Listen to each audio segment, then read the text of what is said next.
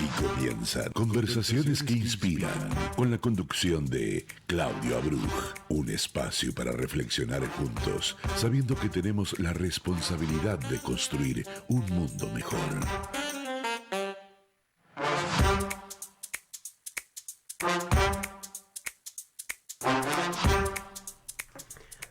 Hola, hola, buenos días, ¿cómo están? Soy Claudio Abruj y me da muchísimo gusto volver a encontrarme con todos ustedes aquí en JAI 96.3, dando comienzo a una nueva entrega de Conversaciones que Inspiran, que como bien dice la cortina que me presenta, un espacio creado para pensar, dialogar, saber de los saberes y experiencias y trabajos de mucha gente de la sociedad, personas, personalidades, personajes, como me gusta decir, que aportan desde su trabajo individual o en forma asociativa los mejores esfuerzos para que cada día nosotros, como conjunto, como sociedad, estemos cada día mejor. Conversaciones que Inspiran es posible gracias al trabajo y agradezco y saludo a Gustavo García en los controles como siempre, a Luciano Tillman y Martín Fuentes en la producción, que hacen posible que hoy estemos al aire y de la mejor manera posible. Metiéndonos en el programa, tenemos que decir hoy es el Día del Niño. Me gusta decir el Día del Niño, no el Día de la Niñez, esa construcción de la sociedad que respeto pero que no acuerdo. Para mí es el Día del Niño, así que saludo a mis nietos, a todos los nietos, a mis hijos y a todos los hijos en este día. Y también saludo a todos los argentinos, es 17 de agosto, es el Día del General San Martín, este día que recordamos el paso de la inmortalidad del General San Martín, esta cultura que tiene la Argentina de poner los días patrios en las fechas de la muerte y no en las fechas de los nacimientos, o hacer hincapié en los grandes logros de las personas. Creo que también nos inspiraríamos y podríamos cambiar esa lógica. Y entrando en la editorial, como cada domingo que precede al programa y la entrevista de hoy va a tener que ver con esta editorial de hoy, me adelanto a lo que viene en la semana que comienza hoy. El próximo día 21 es el Día Internacional de Recuerdo y Homenaje a las Víctimas del Terrorismo. Una fecha consagrada por Naciones Unidas en el año 2017 y que tiene como lema en este año inspirar y ayudar a las sociedades para acompañar a las víctimas de los terrorismos. Y esta inspiración, este lema está también sugerido por la reciente red de víctimas de terrorismo que fue creada y está en el marco de Naciones Unidas y que tiene como objetivo traernos a todos, a las sociedades del mundo, un trabajo de concientización. Y este día, obviamente, ¿no? El día de recordación de las víctimas, lo primero que tiene que hacer, desde mí, desde todos los que pensamos de buena fe, es pensar en las víctimas, saludar y acompañar del lado que pudiéramos. Pero si tenemos que hacer una editorial, yo quiero compartir con ustedes algunas reflexiones. La primera que se me ocurre es señalar la hipocresía. Porque por un lado digo, es bueno que Naciones Unidas nos plantee este día, pero por otro lado digo, Naciones Unidas ha demorado mucho o ha callado frente a lo que ha ocurrido el 7 de octubre del 2023. Los estados, que son los que dan vida a Naciones Unidas, muchos de los estados miembros, están del lado del terrorismo de Hamás. Organizaciones de la sociedad civil, organizaciones de los medios de comunicación, intelectuales que dan forma también a las Naciones Unidas, se expiden a favor de Hamás y condenan a Israel como un país genocida o terrorista. Entonces la primera reflexión es criticar esa hipocresía de Naciones Unidas y tratar de tomar este día también como un desafío de pensar cómo cambiamos esa cultura. Por el otro lado, digo también como reflexión dos hechos. Por un lado, en Toronto, en el día de ayer, en el Festival de Cine, se prohibió la proyección de un documental sobre el 7 de octubre porque no se le permitió a Hamás, no se le preguntó a Hamás si daba el permiso. Cuando todos sabemos que estos documentales que se fueron creando en el mundo, como la que yo comenté la semana pasada sobre Vivas asesinados por ser judíos, toma imágenes filmadas por los propios terroristas en su momento. Ahora, qué locura que se le pida a un asesino el permiso para mostrar sus imágenes. Y por el otro lado, tenemos que, después de casi 2 años, los padres de rehenes que todavía están en poder de Hamás, o padres de víctimas del terrorismo, fueron atendidos por primera vez por la Cruz Roja para recibir las quejas y las necesidades sobre el daño psicológico, daños en salud y demás que tienen las víctimas por esta cuestión del terrorismo y la situación de rehenes. Digo, las dos caras de una misma moneda, digo, qué bueno que Cruz Roja los reciba, pero pasaron 2 años y cuando sabemos que Cruz Roja se negó a que los medicamentos llegaran a las rehenes en su momento. Y como tercera reflexión digo, pese a todo esto malo, qué bueno que exista este día. En este día tenemos que recordar a las víctimas del terrorismo en todas sus manifestaciones. El terrorismo que produce las muertes de católicos en África y de cristianos, las víctimas del terrorismo de lo que fue las torres gemelas, las víctimas argentinas del atentado en Nueva York, las tenemos que recordar, las víctimas de ETA en España y obviamente las víctimas de la embajada, de AMIA, las víctimas de Israel, de los múltiples atentados terroristas. Entonces, fundamentalmente, este día es para tomar conciencia, no es un día más, justamente en este momento donde en el mundo vemos las manifestaciones a favor de Hamás, las manifestaciones antisemitas apoyando el terrorismo. Hay un mundo de gente buena, de gente que ama la vida, gente que defiende la libertad, que se sostiene en valores. Es el momento que esta gente salga con su voz firme a estar del lado de las víctimas del terrorismo. Comenzamos con Conversaciones que Inspiran.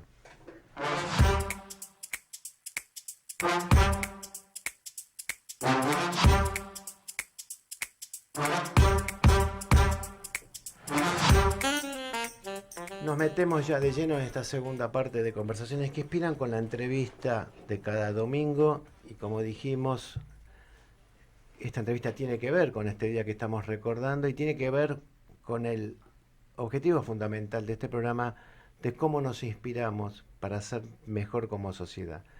Tengo el gran gusto que hoy nos acompañen muy buena gente, que los conozco hace muchos años, Judith Sichowolski, David Cohen y Fabio Silverman. A él lo conocí hoy, no lo conocía, eso voy a ser sincero. Ellos son fundadores del proyecto educativo Milá, es el director, directora ejecutiva, coordinador del proyecto Milá, y como hacemos siempre, y para romper el hielo, voy a pedir que se presenten ellos. Judith Sichowolski, bienvenida, muy buenos días, gracias por estar. Contanos quién sos. Bueno, qué pregunta. Gracias, Claudio, por invitarnos. Gracias a todos por estar del otro lado escuchando. Soy Judith Sichowolski. En este momento estoy representando el programa Milá Argentina como su directora. Yo trabajo hace muchos años en la gestión pública. Claudio, conoces muy bien porque arrancamos hace muchos años juntos. Además, tengo una vida comunitaria muy fuerte con mi familia. Tengo mi marido, Ari Genik, y mis 3 hijos, que cada uno en lo suyo activa comunitariamente. Bueno, y en este momento muy fuertemente trabajando para la ejecución de este programa y otros proyectos también. ¿Y de profesión? Soy licenciada en Organización y Dirección Institucional. Somos colegas. Sí, también. Bienvenida. ¿Fabio? Bueno, yo soy Fabio Silverman, tengo 30 años, tengo experiencia también en lo público, he trabajado en las subsecretaría de Derechos Humanos de la ciudad. Mira, conozco ese lugar. Y también en el Senado, bueno, donde tuve el honor de conocer a Judith y a David Cohen, que tuvieron esta magnífica idea que ahora les vamos a comentar. Soy abogado de profesión y tengo una trayectoria también en lo comunitario, habiendo pasado por instituciones como por ejemplo Hebraica. También fundé una agrupación de jóvenes sionistas llamada Eres Juventud y bueno, siempre estuve vinculado a los jóvenes judíos. Fantástico, nos metemos de lleno. Yo presenté el proyecto educativo Milá. ¿Quién me cuenta qué es Milá? Me parece que la directora, si quieren, arranco yo, pero...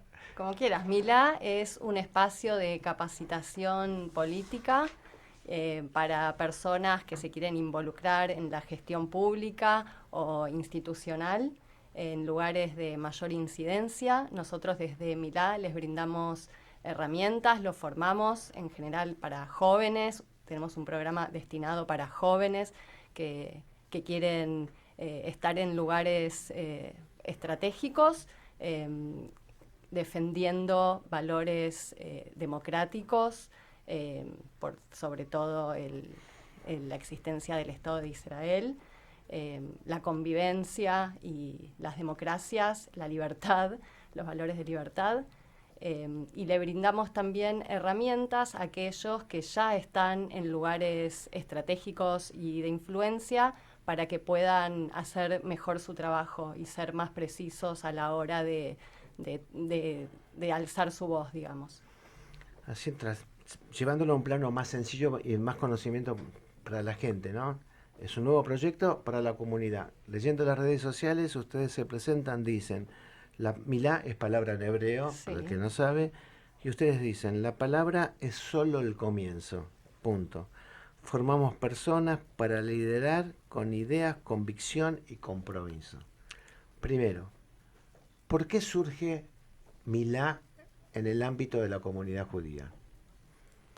Nosotros consideramos que la palabra es un arma también. Y si bien como equipo y como sociedad argentina o comunidad no podemos estar en este momento agarrando un arma, digamos, de guerra y combatiendo en donde hay que combatir desde Israel, nosotros no nos corresponde. damos la batalla conceptual, ¿no? Lo que siempre decimos es lo que queremos conformar una fuerza de choque conceptual donde podamos, bueno, justamente defender a la democracia a través de Israel, porque después de los judíos también vienen otras comunidades que van a ser atacadas por el terrorismo si no activamos esta asfará, ¿no? Como históricamente le solemos llamar, pero defendiendo a todo el sistema democrático a través de combatir la desinformación, el silencio.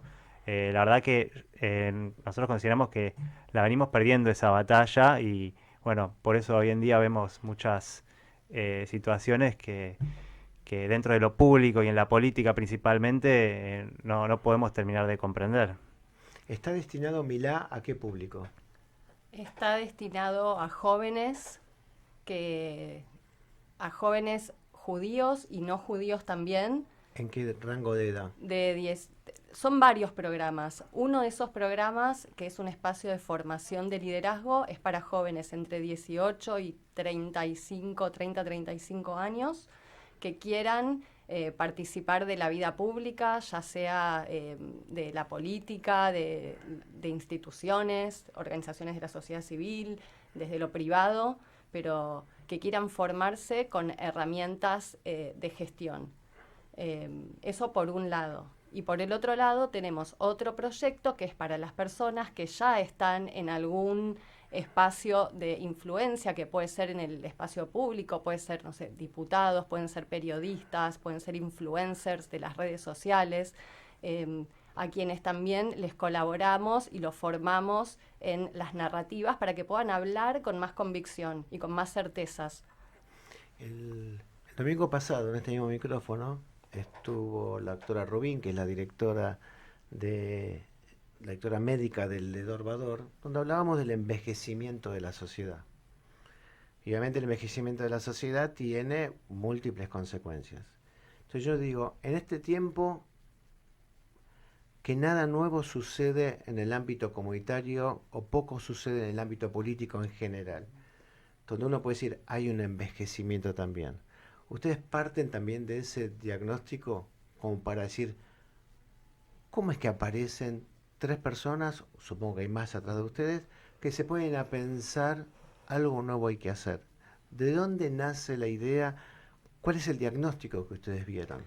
Nosotros venimos trabajando hace muchos años en lo público y nuestro diagnóstico es que faltan herramientas de liderazgo, entre otras cosas, eh, y que faltan personas jóvenes que se interesen en el trabajo político, en entrar en política. Y creemos que la política es una herramienta de construcción social, quizás la mejor que tenemos, que está devaluada en muchos sentidos, pero creemos que la podemos tomar y que podemos formar personas para que se sumen con valores, y que hay que ocupar los espacios, porque si no ocupamos nosotros los espacios, los ocupan otras personas, como pasa muchas veces. No, obviamente, espacio que no se ocupa por otro lado, y en este tema de lo que estamos hablando de el combate contra el antisemitismo, combate contra el terrorismo, los espacios que no se ocupan lo ocupan los desinformadores y lo ocupan los antisemitas, esto está claro. Ustedes hacen una convocatoria abierta, una convocatoria pública. ¿Cuál fue la respuesta?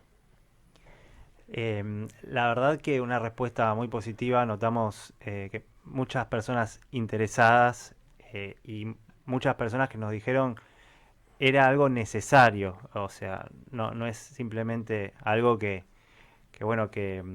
puede sumar, sino que era algo necesario. Así que también tuvimos interesados que no son de la colectividad, eso fue también algo muy bueno, gente del interior del país. De hecho, en el grupo que conformamos hay Contame un poco la dinámica, cómo es, cuántos son, dónde funcionan, sí.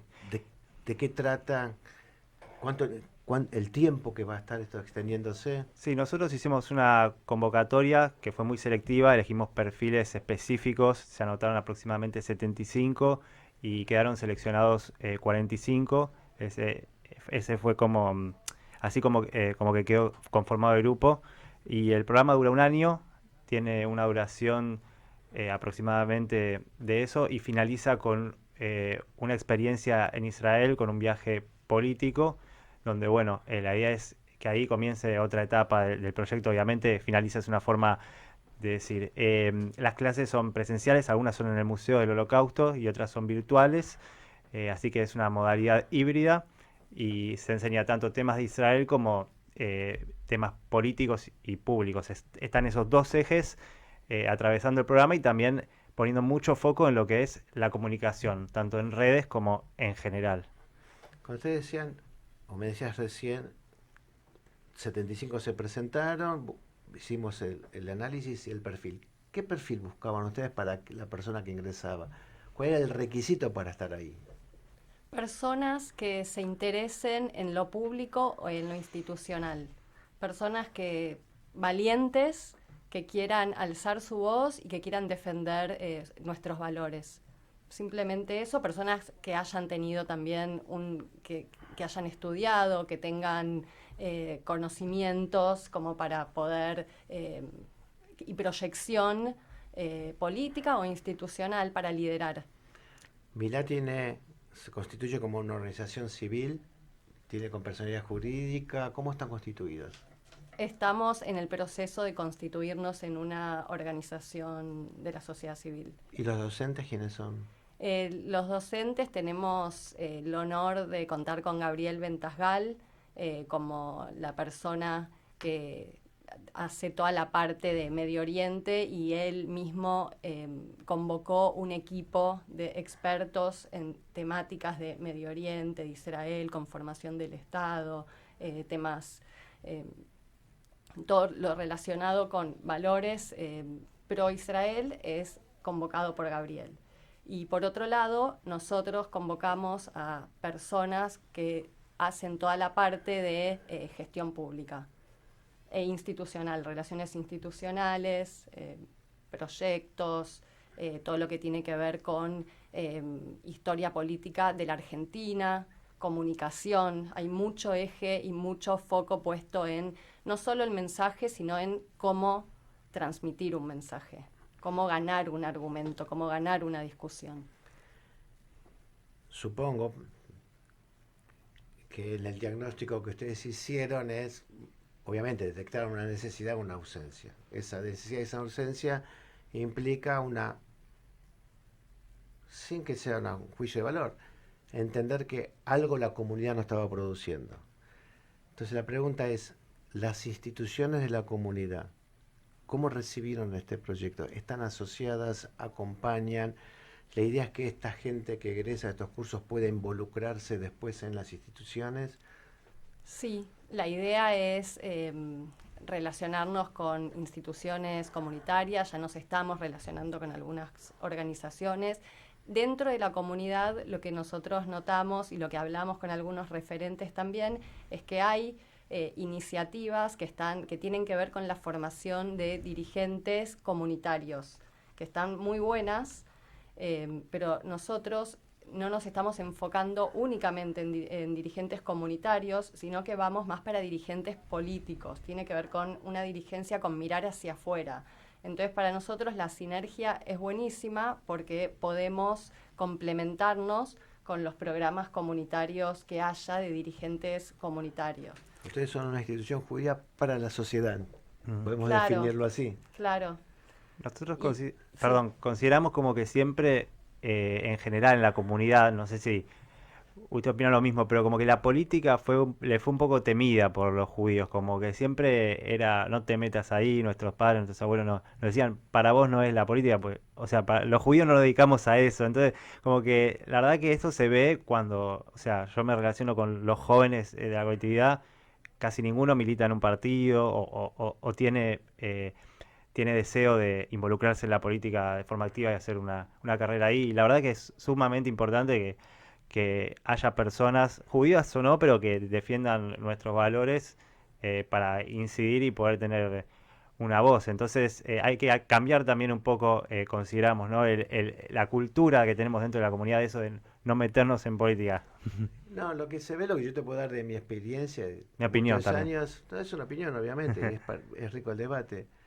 Lo que no se ha visto mucho en la historia de la comunidad judía argentina es judíos activos en la comunidad que compartan su tiempo con la política nacional. Muchísimos, y en muchísimos tiempos y etapas, muchísimos judíos participaron de la política en distintos partidos políticos. En el peronismo, en la Unión Cívica Radical, Partido Comunista en la izquierda, por supuesto, en distintos estamentos a lo largo de todo el tiempo. Pero la inmensa mayoría no tenían participación o involucramiento dentro de las estructuras de la comunidad. En el último tiempo, algunos empezamos a romper ese muro y tenemos esta identificación muy clara. Somos activos en la comunidad, pero también tenemos un activismo real en la política. Esto es lo nuevo y esto me parece brillante, que la comunidad lo acompañe y lo tome como lo natural y lo obvio. No hay ningún prejuicio. Pero me parece buenísimo que esto se alimente. O sea, no, porque por otro lado la comunidad judía siempre pide esta relación, este respeto, esta doble vía, pero muchas veces se retrotrae. ¿Alguna experiencia de los cursos que se están dando, o estos primeros pasos que se están dando, ejercicios concretos como para motivar? Hoy ya está cerrado el cupo, es la primera experiencia, vendrá otra, pero para motivar a otros, digan, che, no me enteré, esto me interesa, o que algún padre le diga a su hijo, mira, esto está, ¿por qué no averiguar? ¿Qué es lo que están dando? ¿Alguna experiencia, algún ejercicio, algo novedoso? Bueno, la verdad que tuvimos una primera clase espectacular a cargo de Gabriel Ventasgal, uno de los número uno a nivel latinoamericano en defensa de Israel y experto en Medio Oriente. En la primera clase nos explicó qué es un soundbite, por ejemplo. Soundbite. Exacto. Que bueno, básicamente es una respuesta que vos la tenés que dar de forma corta a una premisa y que no te la pueden editar en los medios. Como para refutar, por ejemplo, Israel es el responsable de todo lo malo que sucede en Occidente. En Oriente, perdón, en Medio Oriente. Entonces, es como que a través de esos ejercicios prácticos nosotros vamos entrenando a los jóvenes a poder desarrollarse como comunicadores, además de los contenidos que tienen que tener. Y algo importante también para mencionar, si bien el cupo ya está cerrado, la idea es que esta sea una primer camada y que luego venga una segunda camada y que tengamos varias camadas más. Así que ya... ¿Simultáneas o una vez que termine esta? No, es una vez que termine la primera se va a hacer la segunda, entiendo. Y después la idea es como que bueno, que también sigan participando de toda la comunidad de Milá en general, que también tiene otros programas que ya se están desarrollando. Así que, nada, entiendo que a fines de este año o antes incluso ya se van a abrir las convocatorias Llamada a la segunda para esas convocatoria. camadas. ¿Son gratuitas o tiene un Esto, costo? no, gratuito. Hoy vamos a tener la segunda clase, que es virtual, porque la modalidad, como decía Fabio, es híbrida, es una vez virtual y una vez presencial. Cuando es presencial lo estamos haciendo en el Museo del Holocausto de Buenos Aires, así que bueno, también aprovechamos para agradecer al museo por darnos el espacio. Y hoy la clase va a ser virtual, la va a dar David Cohen sobre incidencia política, que es su área de expertise. David Cohen, que lo tenemos acá, Lo que tenemos. la cámara no lo toma, pero le vamos a pedir que se siente. Le hacemos el cambio con Judith. Y que nos cuente también de qué se trata esta clase que va a dar hoy. David, bienvenido. Ahora te ven todos. Muy bien. David, de formación, filósofo. Yo soy abogado especialista en filosofía jurídica, trabajo en la Universidad de Buenos Aires hace muchísimos años, dando clases tanto en teoría general del derecho como en otra materia en la que he incursionado con el doctor Claudio Mardió, que se llama De Auschwitz a la ESMA, Fenomenología de la Desaparición. Así que, digamos, mis áreas de trabajo universitario, en el que también soy investigador, es filosofía jurídica, filosofía, digamos, del derecho y derechos humanos. Y en el ámbito de derechos humanos trabajamos mucho alrededor de lo que ocurrió, tanto en la Segunda Guerra como en la dictadura militar en Argentina. ¿Y tu clase de hoy de incidencia política? La clase de hoy está ligada directamente a entender, y que está ligado con Milá, con el espíritu del programa, a que somos animales sociales y que la única manera de comunicarnos y de trabajar en conjunto es a través de la palabra como vehículo de acción.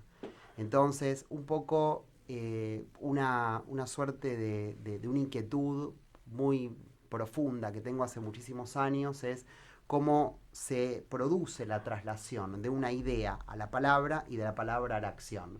Cito incansablemente a Chesterton, que dice: una idea que no se convierte en palabra es una mala idea, pero una palabra que no se convierte en acción es una mala palabra.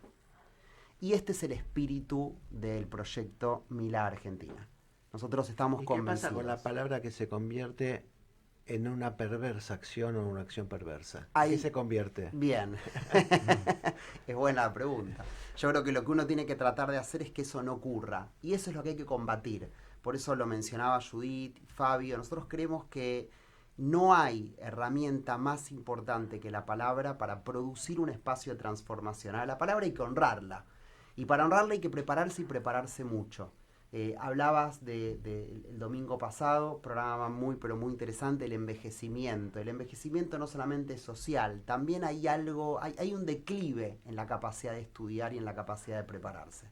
Y cuantos más preparados estemos y cuantas más personas nos estemos preparando permanentemente, más vamos a conseguir evitar y contener la desinformación, la mala palabra, el mal uso de la palabra, con lo cual para nosotros la comunicación, casi te diría, es honrar la salud social. Comunicarnos bien, comunicarnos de la mejor manera, porque si no caemos muchas veces en relativismos. No es que depende de la mirada lo que ocurre en Medio Oriente, no es un problema de miradas.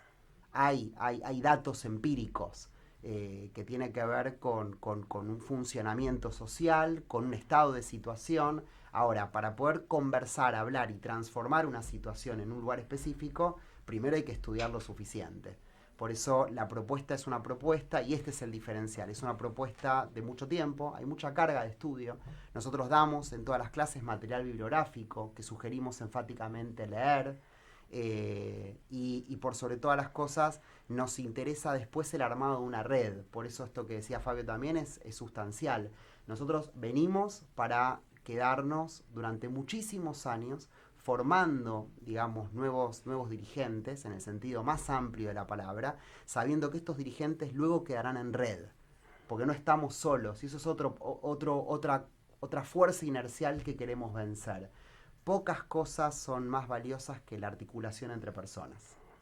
Entonces queremos trabajar y volver a pensar estos puntos de anclaje y de relacionamiento. La fuerza de la juventud necesita de la fuerza de la experiencia de las personas mayores, como las personas mayores necesitan de la atracción y de la fuerza, el brío que tiene nuestra juventud. Ahora hay que convocarla, nos tenemos que involucrar y el tiempo es ahora. Entonces Milá viene con esta fuerza determinante de romper con algunos paradigmas que muchas veces llevan algún tiempo, pero estamos convencidos que vamos por ello. A mí me parece interesantísimo esto que vos hablás, que yo defiendo siempre, ¿no? De la relación de la experiencia y la juventud, que en general están separadas y en la vida comunitaria están separadas porque operan mucho los mecanismos de defensa, ¿no? Las estructuras comunitarias se agazapan en sí mismas y no estamos acostumbrados a que se generen cosas nuevas desde las instituciones. Y creo que es un tiempo absolutamente necesario de la comunidad judía argentina, no de desaparecer estructuras existentes, de transformarlas. Y me parece que esto que ustedes armaron, que es una organización que nace del seno judío para aportarle a la sociedad y a la comunidad judía, por supuesto, tiene que ser tomado, es novedoso, es algo nuevo que viene a ofrecerle un recurso a las instituciones. Me parece que ahí está el desafío, y también ustedes tienen un desafío ahí. Ahí no solamente valido lo que decís, sino que creo que efectivamente, como bien lo estás mencionando, ese es el camino. Nosotros no competimos, de hecho, venimos teniendo mucho apoyo de muchas organizaciones. Tenemos que mencionar la principal, que es la DAIA. La DAIA está acompañándonos y también el Museo del Holocausto, que nos presta, digamos, el lugar, pero también el apoyo, porque nos sentamos a discutir y a pensar cosas. Y creo que, como bien decís, acá la cuestión no es uno por sobre otro, uno y otro, sino es la conjunción de esa fuerza colectiva. Yo creo que nuestro desafío en el mundo en el que se viene cada vez más complejo, porque esto tenemos que decirlo, hay una amenaza real en un mundo que se está convirtiendo en muy hostil, y por eso hay 3 grandes pilares que nosotros les pedimos a los que participan de Milá que suscriban a esos valores que mencionó Judith, y son en este orden: la defensa irrestricta a la existencia del Estado de Israel, la defensa irrestricta a los judíos, a todos los judíos en la diáspora, y la defensa irrestricta a las democracias occidentales. Que esto no es menor, porque nosotros entendemos que hay una linealidad. Quien todavía no lo asuma y crea que este es un problema de un país muy pequeño en el medio de Medio Oriente, valga la redundancia, tiene un problema. Esto es contra las democracias occidentales. Y estamos hablando de grupos que son terroristas, que son fundamentalistas y que no aceptan otro modelo, digamos, de vida, de existencia, que no sea el que suscriben ellos. Es el comienzo de algo muy complejo, y tenemos la historia hacia atrás para ver que cada vez que ha ocurrido algo de estas características y se le ha dado un espacio, otra vez el volumen de eso aumenta y eso se lleva, digamos, la vida de muchísimas personas. Entonces creemos que hay una responsabilidad que nosotros tenemos desde Argentina de cuidar, de defender, digamos, las democracias occidentales, pero empezando antes por defender, en este caso, la existencia del Estado de Israel, y defender también a los judíos en la diáspora. Y para eso no hay otra manera que prepararnos, y prepararnos mucho para esta complejidad. y apelamos, por eso también te agradezco profundamente el espacio. Vos nos has apoyado siempre, en otros momentos también de nuestras vidas, en donde nos ha tocado ocupar espacios de gestión y vos volcaste tu experiencia para con nosotros y para darnos una mano, que nos des también este espacio para a la audiencia que esté escuchando. Los queremos involucrar, queremos que se sumen, queremos que nos sigan en redes sociales. Somos Milá Argentina, es nuestro Instagram. Están ahí nuestros teléfonos, nuestros contactos para preguntarnos, para interpelarnos, para cuestionarnos. Estamos para, a través de la palabra, llevar, digamos, el diálogo lo más lejos posible. Lo que vos decís da sentido a la frase que vos dijiste antes, que quedó como el pasar.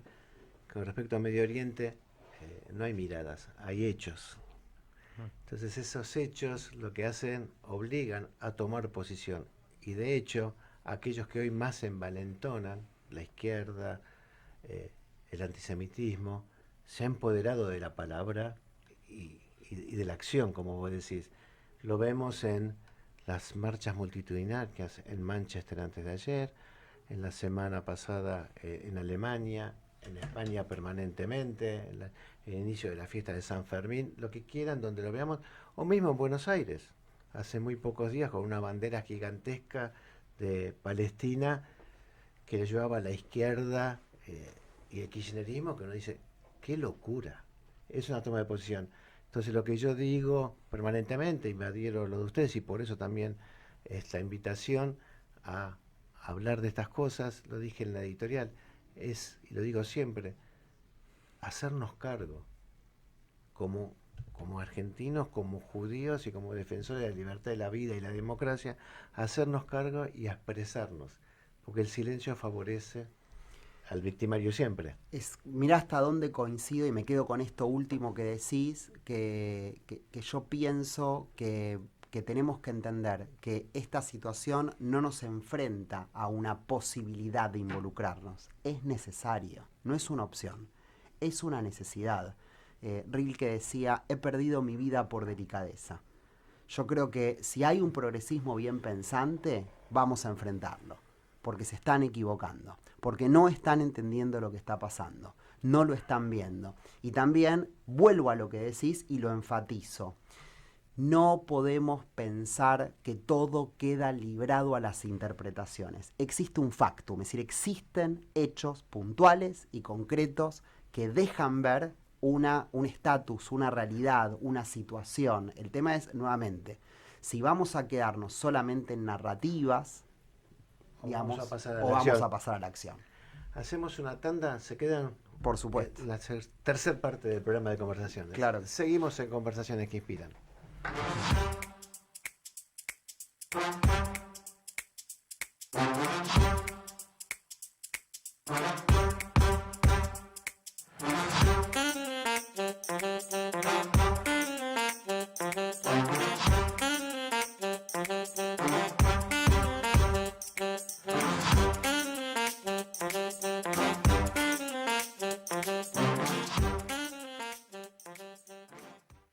Transmite LRL 331 para su canal de frecuencia 242.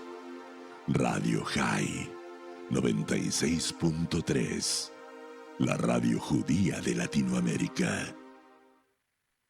Ante la llegada del frío, es importante protegerse de la gripe. Si estás embarazada, vacunate. Si tu hijo tiene entre 6 y 24 meses, vacunalo. Si tenés 65 años o más, vacunate. Saca turno en buenosaires.gov.ar/gripe. Buenos Aires Ciudad. Transmite LRL 331 para su canal de frecuencia 242.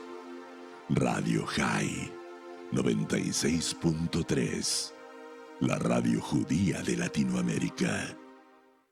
Estás escuchando Conversaciones que Inspiran, con la conducción de Claudio Bruch, por FM High 96.3.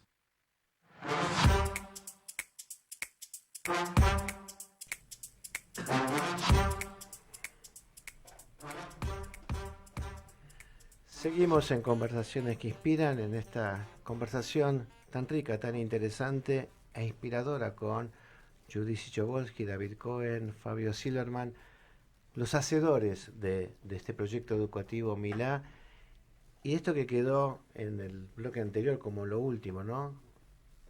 Cómo pasar de la idea a la acción en este momento, que esta coyuntura que nos toca enfrentar.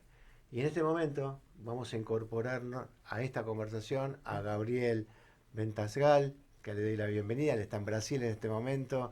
Gracias, Gabriel, por esta oportunidad de dialogar. Gabriel, periodista, es escritor, es un excelente comunicador y un defensor de Israel y de lo judío, enfrentando el antisemitismo y antisionismo en este momento, y es el asesor académico, el director académico de este proyecto Milá.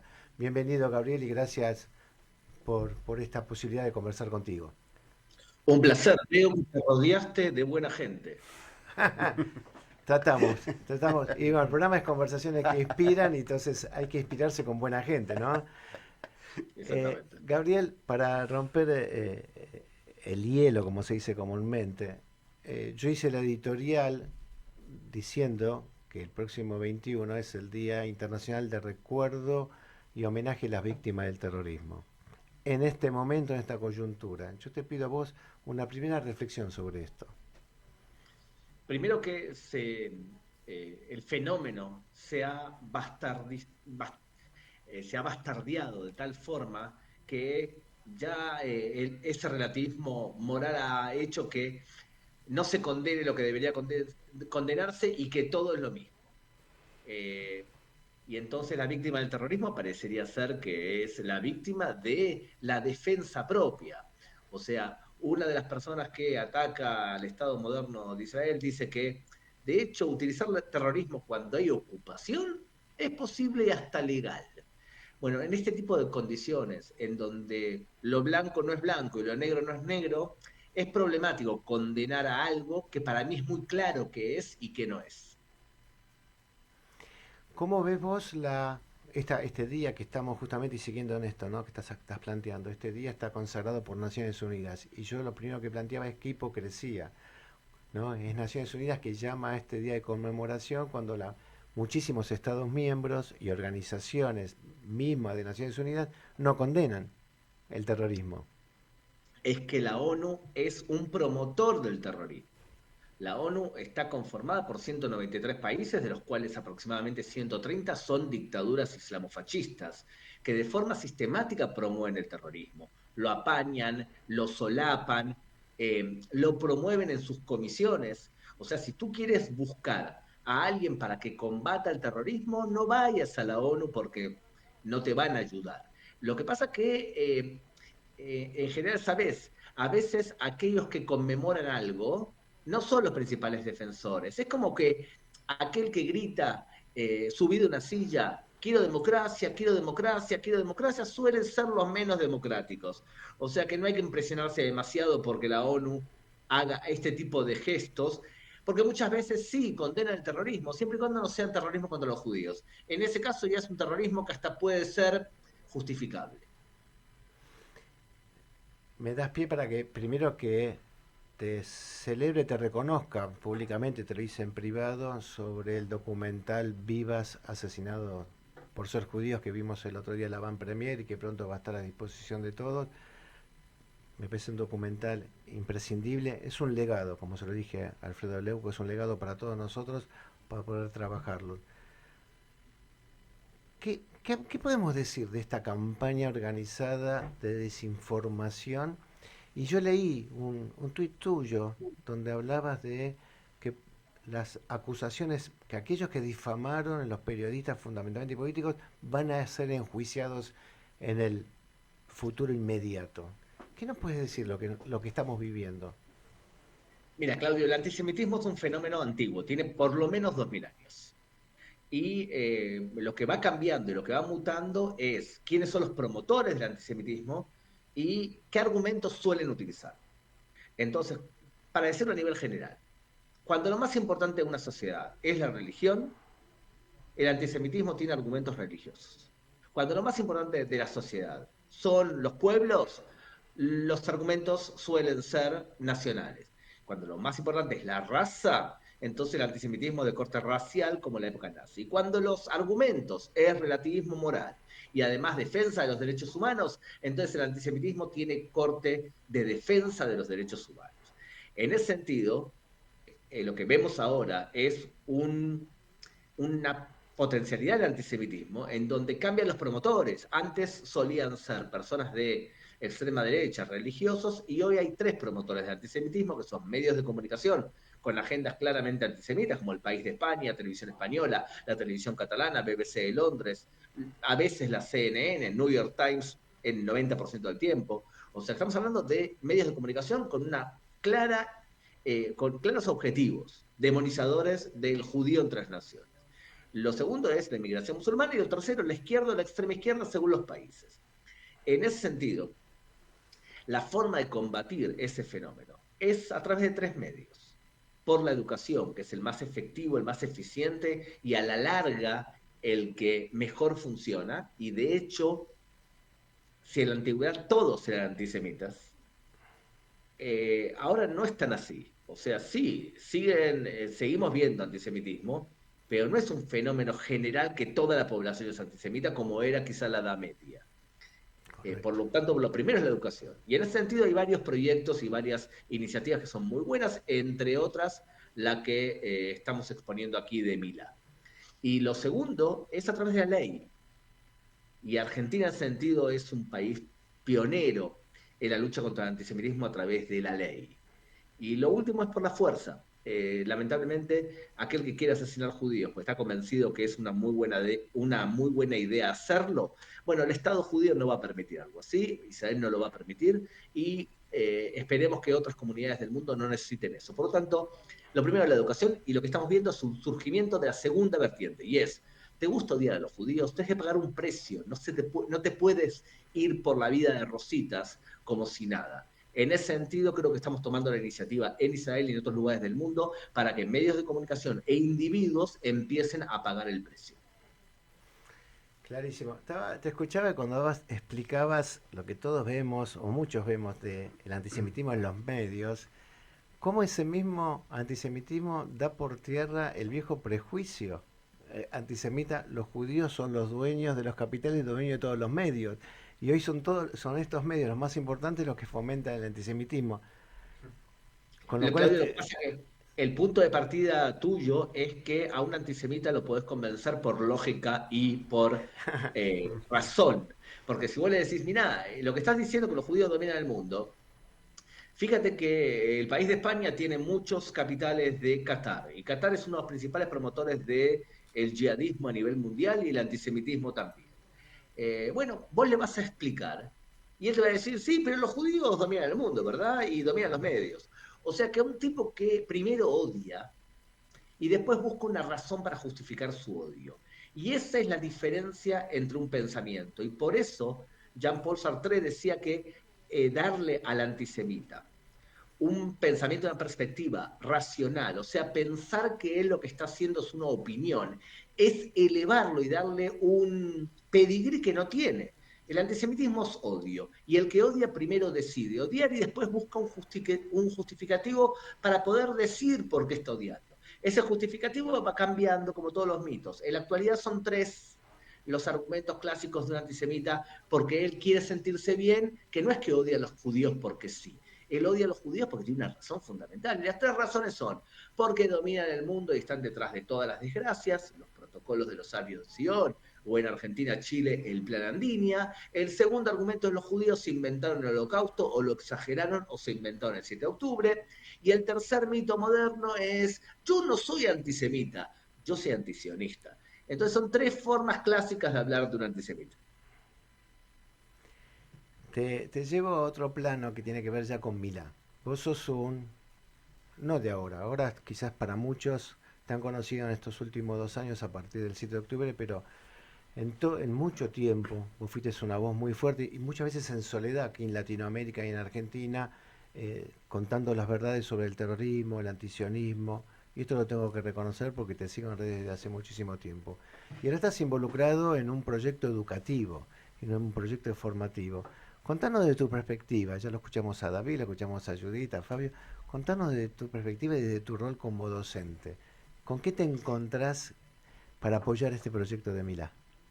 Mira, yo voy a partir del punto de partida. Yo soy Madrid en movimientos juveniles y levanté movimientos juveniles desde que tenía 15 años. Somos O colegas sea, también entonces, yo también lo fui. yo me considero Madrid y cada vez tengo otro título y me pagan de forma diferente, pero sigo siendo lo mismo desde que tenía 15 años. A veces trabajar de publicista, para mí era como pensar una peula, exactamente igual. De hecho, dedicarse a lo que me dedico yo, que es a esclarecer, es una forma de pasar peulado, o sea, de explicar, porque ¿qué nos enseñan cuando somos Madrid Gym? Es a descartar toda la información irrelevante, a centralizar, a centrarte en lo que realmente modifica perspectivas y a intentar hacerlo de forma didáctica. Es exactamente lo mismo. Entonces, cuando Judith y David hace un tiempo vinieron con este plan, yo creo que venía con la experiencia de haber hecho cosas parecidas en distintas comunidades de América Latina. Y lo bueno de ambos dos, o sea, nos reunimos de hecho 4. Viste, la directora de el documental, que es Mariana Bellini, es nuestra ordenadora.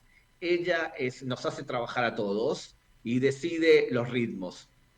Y yo aportaba la parte educativa y, importante, los que lideran este plan son 2 personas argentinas interesadas en este proyecto y además que han aportado algo muy importante y es, perdón, primero se hace y después los fondos para poder ejecutarlo lo vamos a conseguir. O sea, lo más importante es el producto. Y el producto educativo es una buena oferta de liderazgo en donde vamos a entrenar a nuestros mejores líderes futuros a que tengan más contenidos y también más formas para poder transmitir esos contenidos. O sea, porque al fin y al cabo, ¿qué estamos queriendo hacer cuando educamos? Que tengas los contenidos, que tengas muchos contenidos y que puedas saltar de un tema a otro con facilidad. Y segundo, que lo sepas expresar de manera técnica, cosa que pueda ser aceptado y captado por distintos tipos de poblaciones. En ese sentido, defender al pueblo judío requiere una amplitud de conocimientos en muchos temas, porque lamentablemente a veces te atacan desde el punto de vista legal, otro desde el punto de vista del antisemitismo, otro te atacan atacando al Estado de los judíos, otras veces te atacan con respecto a mitos o a historia. Entonces, es difícil acumular contenido cuando tenés 20, 25 años, pero el intento de hacerlo, y además el que un chico de 25 años vea que los adultos damos el ejemplo, nos paramos frente a micrófonos, hablamos y consideramos que lo más importante es invertir en ellos, creo que es el mensaje correcto. Sí, absolutamente, ¿no? Y es honrar el compromiso histórico del pueblo judío de la formación y la educación, ¿no es cierto? Y el de Dorvador, de transmitir a las generaciones y más en este momento. Y pongo de Claudio, nuevo... Sí, decime. Claudio, vos lo dijiste al principio, cuando empezamos a vernos, a conocernos, que fue hace unos 15 años, no había tanta gente que se dedicase a esto, no había tanta gente también que pudiese ganar un debate. Y lo que nosotros vimos en los últimos 15 años es que en el país en donde tenemos los mejores oradores de la comunidad judía, que es en Argentina, no teníamos representantes y portavoces. Y en otros países que quizás tienen menos facilidad de palabra, sí teníamos portavoces que defendían con honor a la comunidad judía. Hoy tenés ya muchos jóvenes que aparecen en medios de comunicación, Mauro, que también va a enseñar en Milá, Ilan Bushdi, y otras personas que sí hablan en medios de comunicación, y ahora adquirimos, creo yo, una pieza muy importante, que es el señor David Cohen. O sea que tenemos una cantidad de portavoces y vamos a tener muchos más. ¿Y sabes por qué? Porque la única forma de educar es con el ejemplo. Si ellos ven que sus adultos tienen lo que tienen que tener, que es intenciones y capacidades, ellos los imitan y quieren también formar parte del club que sabe defender el honor del pueblo judío con contenidos para no dejarnos humillar. En ese sentido, creo que estamos mucho mejor de lo que estábamos hace 15 años. Me dejaste picando la pregunta que te iba a hacer ya para cerrar y agradecerte este tiempo y tu disposición, sabiendo que estás en Brasil y estás trabajando estás muy ocupado. ¿Sos optimista en esta coyuntura tan dramática que estamos viviendo? Tengo una visión histórica del pueblo judío. Yo creo que el pueblo judío nunca ha estado mejor en su historia que ahora. Nunca fuimos una potencia económica y hoy lo somos. Nunca fuimos una potencia militar y hoy lo somos. Nunca supimos qué queríamos ofrecerle al mundo además de Tikkun Olam. Hoy nosotros vendemos ideas que lo utiliza la humanidad toda. Hoy tenemos un Estado propio que nos defiende y que nos sentimos seguros a pesar de lo que nos pasó. Hoy tenemos también orgullo judío. Es verdad, en el camino a ese éxito vamos pasando distintos tipos de dolores. Pero el 7 de octubre no es el primero de los pogroms que sufrió el pueblo judío. Y el antisemitismo actual no es la primera ola de antisemitismo que ha vivido el pueblo judío. Por lo tanto, mi consejo a mis hermanos judíos es, modestamente, es respirar hondo, que te importe menos que a los demás seguir construyendo un país, una comunidad, una identidad, preocuparte ante todo por ser fuerte vos. Cuando vos seas fuerte, los demás te van a respetar. Gabriel, un abrazo grande, muchísimas gracias por tu tiempo y sobre todo por tu pensamiento y tus palabras. Nos estamos viendo pronto. No, gracias. Impresionante, ¿no?